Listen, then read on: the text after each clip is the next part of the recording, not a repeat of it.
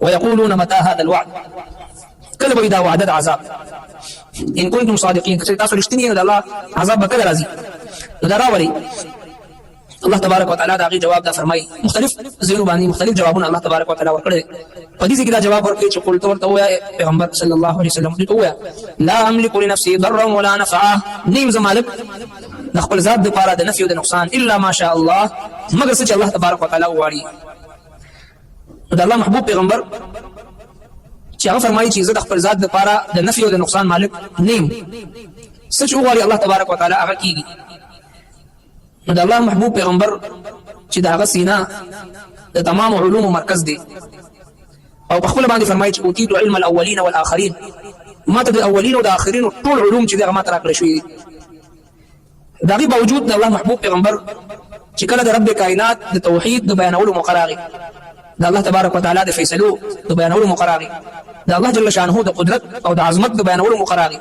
رب کائنات ته فرمایي چې ورته ووایه لا املك لنفسي ضرا ولا نفعا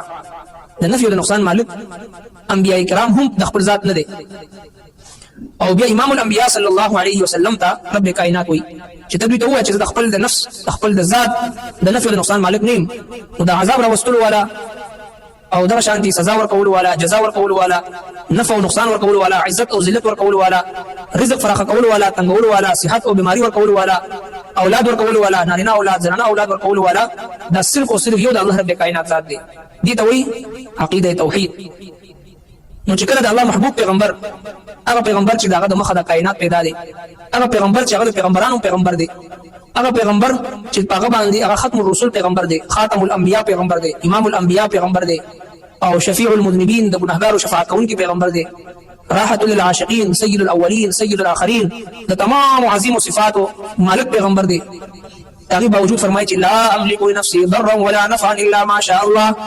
خپل د نفع او د نقصان مالک نه دی دا د عقیده توحید نن د لا اله الا الله کلمه ویل ولا مسلمان چې کله د عقیده توحید د بیانولو موقع شي عقیده توحید سره چې د الله تبارک وتعالى نه سوا بل څوک حاجت روا مشکل کشا د عبادت لایق بل څوک داسې نشته دا عقیده توحید دی خو بل طرف ته چې د الله تبارک وتعالى د حکم په مقابله کې چې کله د انسان نفس راشي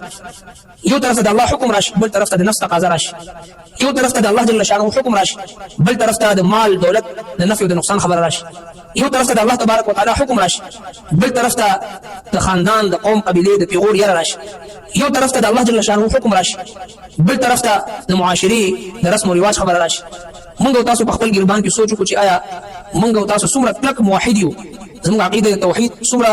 منظم دی او څومره مستحکم دی او څومره کلک عقیده ده د الله تبارک وتعالى په ذات باندې زموږ تاسو عقیده توحید تقاضا ده د الله رب العالمین سره د تعلق تقاضا ده چې والذین آمنوا اشد حبا لله چې کوم مؤمنان دي د الله رب العالمین په محبت کې دومره مست وي او دومره کلک وي او دومره سخترین په دغه محبت کې وي چې د دنیا ټول رښتې ناتي د الله تبارک وتعالى په محبت کې چې دغه فناش قربان کی حدیث پاک کې راځي اما عائشه صدیقه رضی الله تعالی عنها فرمایي زبد الله محبوب پیغمبر په خوا کې ناس ومه دغه بعد مسجد نه حضرت بلال आवाज راغی الله اکبر الله اکبر د الله محبوب پیغمبر چې کله دا الله اکبر صدا ورده رنگ مبارک چې متغیر شو دغه ما आवाज وکړ یا رسول الله دوه جهان سردار فرمایي سوکي عرض می کو چې عائشه ما ارشاد فرمایي سوک عائشه ما د ابوبکر صدیق لور عائشه د الله محبوب پیغمبر فرمایي چې سوک ابوبکر پس زه پوه شوم چې په دې وخت د الله محبوب پیغمبر په قلب اطهر باندې الله اکبر چې کوم ضرب لګیدل دي هغه چې کوم اثر شوی دی د دې اثر نتیجه دا ده چې د الله محبوب پیغمبر اوس دې دنیا کې دې کیفیت سره چې هغه تعلق نه لري بلکې د رب کائنات سره تعلق چې هغه جوړو شو تعلق قائم شو نن یو مسلمان د الله رب العالمین نافرمانی کوي لګیا دی کلمه ویلو ولا موږ کولو ولا ځان ته مؤمن ویلو ولا ورشو ورته چې په دې کار کې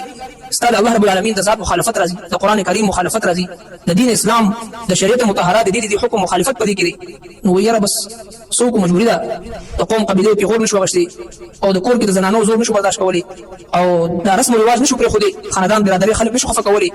یو د الله رب کائنات ذات چې دا خفه کولو لپاره تیار دی خو د الله نه ما سوا چې څومره مخلوقات دي د ټول رضا کولو لپاره هر یو قرباني موږ تاسو حالانکه حکم دا دی د الله محبوب پیغمبر فرمای لا طاعه لمخلوق في معصيه الخالق دا اللہ جل شانہ کو نافرمانی کے بعد مخلوق اطاعت بن گئی ہو جائے اگر ساری خدائی بھی مخالف کافی ہے اگر ایک خدا میرے لیے ہے توحید تو یہ ہے کہ مولا حشر میں کہہ دے یہ بندہ دو عالم سے خفا میرے لیے عقیده توحید خو دې ته وایي چې د ټولې دنیا خلک خفه یو الله راضي او موږ تاسو باندې کله الله رب العالمین خوشالي ورځ راولي موږ مرګ ته وایي چې دا الله تبارک وتعالى دی یو نعمت دی خوشالي ده او بهترینه موقع ده په دې کې دا دمتوب او دا ناچګاني او دا فحاشي او ریاني او دا د هندوانو رسمونه دا پرې راځي دا خوشالي ده الله او د الله د رسول د حکم مطابق منو کا جواب موږ دا ملاويږي چې خلک خفه کیږي رشتہ داران خفه کیږي رواج چې پرې د قوم قبيله خفه کیږي دا زموږ استاد عجيبه عقیده توحید دی نو لهذا عقیده توحید دي ته وایي چې الله رب العالمین رضا کولو لپاره ټول مخلوق پری الله رب کائنات رضا کولو لپاره ټول دنیا پری الله جل شانه رضا کولو لپاره د نفس اطاعت او فرمانبرداري پری نفسانی خواهشات پری یو طرف ته د نفس هر خواهش پوره کو بل طرف ته د الله تبارک وتعالى سره د محبت دعوا کو نو دا دروغ دعوا ده رب کائنات فرمایي ارايت من اتخذ الهه هواه از محبوب پیغمبر تعالی کس ته کتل چې خپل نفس نه معبود جوړ کړي نفس نه معبود څنګه دی چې کله د غیبت کولو زلو شنو غیبت کوي چغل خوري ته زلو شنو چغل خوري کوي او ګلم ګلوش ته زلو شنو هغه وایي چې څه په خله راځي څه ویل ته زلو کېږي څه کول ته زلو کېږي هغه کوي او بل طرف ته د الله تبارک وتعالى د منلو دعوا هم کوي نو دا یقینا د عقیده توحید منافس دي د بنده هر یو سیز د الله تبارک وتعالى د حکم محتاج دی د الله جل شانه د رضامندۍ محتاج دی ځکه الله رب کائنات خپل محبوب پیغمبر ته وایي قلت ورته لا املك لنفسي ضرا ولا نفعا ورته وایي محبوب پیغمبر چې مالک نه د خپل ځان لپاره د نفع او د نقصان الا ما شاء الله مگر څه چې غواړي الله جل شانه لكل امه اجل د هر امت لپاره یو نیټه مقرره ده اذا جاء اجلهم چې کله راشي د دوی نیټه فلا يستاخرون ساعه ان رسو پات کې دي شی او ساعت ولا يستقدمون او نو وړاندې کې دي شي نو مشرکین د دې اعتراض جواب ورته ملو شو دي وایي عذاب کله چې زر راشي الله رب کائنات فرمایي چې نه د عذاب په وختونو کې جلدی مکوئ بلکې د هر یو څه لپاره یو نیټه یو وخت او میعاد الله تبارک وتعالى مقرر